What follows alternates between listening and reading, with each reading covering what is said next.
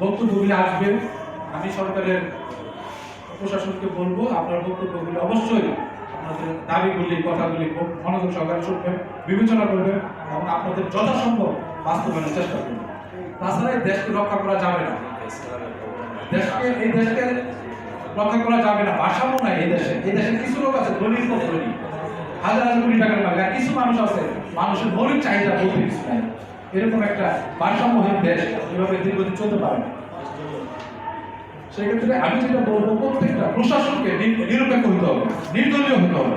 প্রশাসন, আমাদের ইউনিয়ন পরিষদ আছে, আমাদের এমপিরা আছেন, আমাদের পুলিশ প্রশাসন আছেন, যারা সব জনগণের সাথে সরাসরি সম্পৃক্ত, তাদের মাধ্যমে যাতে সরকার যাতে সুশাসন কায়েম করতে পারে এদিকে খেয়াল করতে হবে। আর বর্তমান যে সংসদ এটা আছে, সংসদে তো কোনো বিরোধী দলের কোনো অস্তিত্ব নাই। এটা দেশ কিভাবে চলবে বলে, এটা কিভাবে হবে? একটা সংসদ আছে দেশে, কিন্তু সংসদে বিরোধী দল নাই, বিরোধী দলের কোনো অস্তিত্ব নাই। আমরা দেখি মানে এক দলীয় সংসদ। এইভাবে তো কোনো সংসদের প্রতি মিনিটের কত খরচ আছে এটা তো আমরা সবাই জানি, প্রতি সেকেন্ডে কত খরচ আছে এটা আমরা সবাই জানি। কিন্তু এত খরচ, জনগণের টাকা দিয়ে এত খরচের মাধ্যমে এরকম একটা বিশাল সংখ্যাগরিষ্ঠতা একদলীয় সংসদ দীর্ঘদিন চালানো, এটার তো কোনো ব্যাখ্যা খুঁজে পাওয়া যায় না।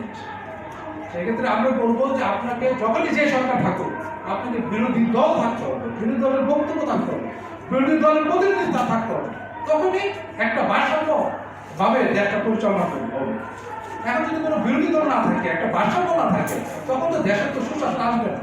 আপনি তো কোনো একদলীয় ভাবে এক চিন্তা, আপনারা তো চিন্তা করতেছেন, সরকার চিন্তা করতেছে, আমরা তো পদ্মা সেতু করতেছি, আমরা তো মহাসড়ক করতেছি, আমরা তো হাইওয়ে করতেছি, আমরা তো উন্নতির শিখরে চলে যাচ্ছি।